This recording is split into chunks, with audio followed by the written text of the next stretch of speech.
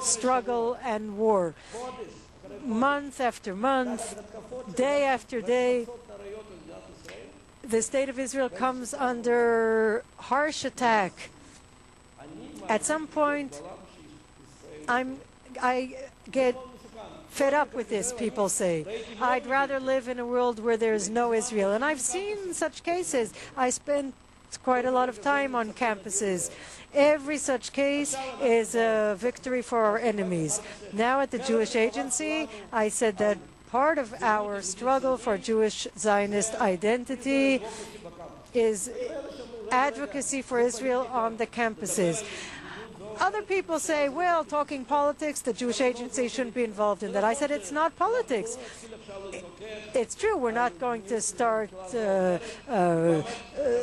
talking about the specific politics of this government or another government. We want each and every Jew to make aliyah, no matter if they're right-wing, left-wing, or religious or secular.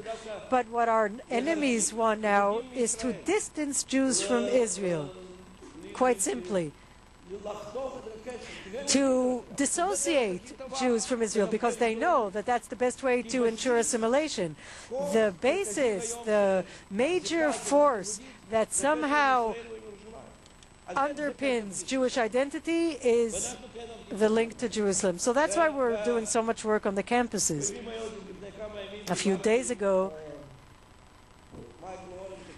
I spoke with Mike Oren, our ambassador in Washington, after his talk at Irvine, and he told me how important it is to see that he saw the difference made by activists, our activists, who work with the Jews on campus, compared to those places where we have no presence.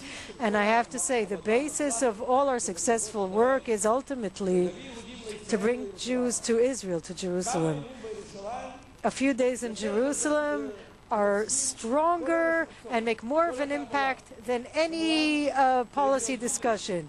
We have to be honest, of course. We have to take them to places that are hard to see, to Abu Dis, where there are pictures of Abu Dis all over the world and what's happening there. So we have what ostensibly the Jews did. We have to take, in The Hague, there's a trial going on as well. We have to say 12 terrorists were about to reach the main street of Jerusalem, and we had to build a fence, the security fence. Then they'll start understanding why we need it. We want a unified Jerusalem, so why would we build a fence? So we have to show them Abu Dis. We also have to take them to the Kotel, to the Old City, to the seat of our history, to the Temple Mount, underground passages, and so forth. Now, it's extremely important that everyone here in Jerusalem feel at home. It's not only a city for those who go to an Orthodox synagogue, it's for the Reform and Conservative Jews too. Thank you. This may be hard to digest. I have a conflict here with the people who are dearest to me, people who are doing wonderful things in the Old City, people strengthening our people and investing so much into their work. But I can't bring a family of Olim and give them an identity card at the Kotel. That's what they tell me, that I can't bring a family if they want to sit together. The women and the men have to be separated. The Jewish Agency has to conduct these ceremonies somewhere else as a result of this ruling. They have to conduct it in a hall or at this agency itself. And I see how disappointed these people are.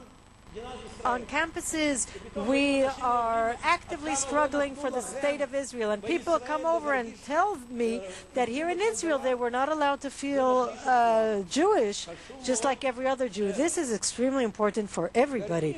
It's very important for the kernel of our identity that every single Jew all over the world feels a link to Jerusalem.